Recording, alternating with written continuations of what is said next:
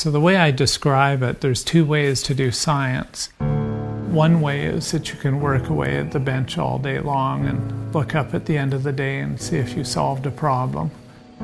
Or you can start with a problem and work toward a solution. And I'm the latter.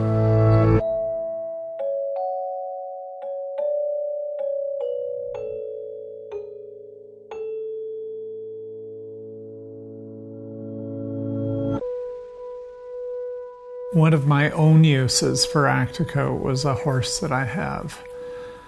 And something grabbed Peanut by the neck and probably took about 10 pounds of neck out. The wound was about 16 inches long and about 16 inches wide.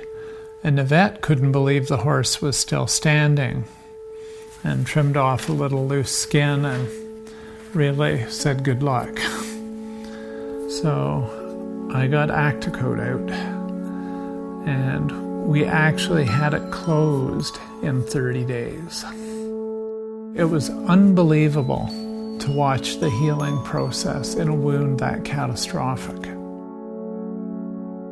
People are always trying to shoehorn me as a nanotechnologist, but I would tell you I'm not a nanotechnologist. I'm a problem solver. I came to Alberta in 1992. I was recruited by the West Aim Initiative to head up a biomedical materials group. And that's actually where Acticoat was spawned. Nanotechnology is where you have a unique set of properties associated with the scale of length.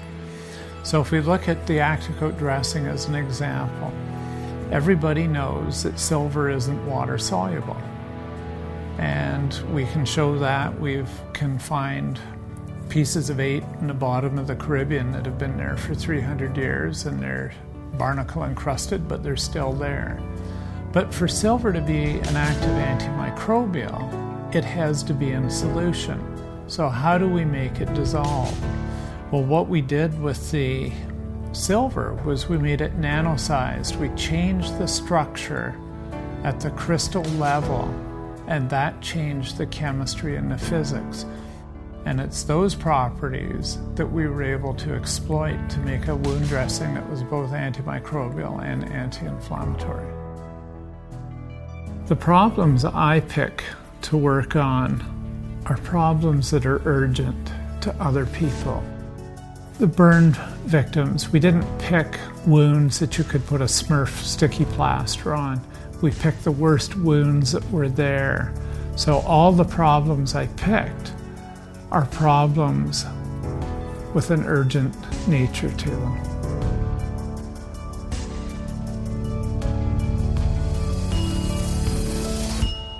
What I'm proudest of is the fact that I've had the opportunity to change the outcomes of thousands, even millions of people's lives. I can't stop doing what I do. And what I do, for me, is make a difference for people.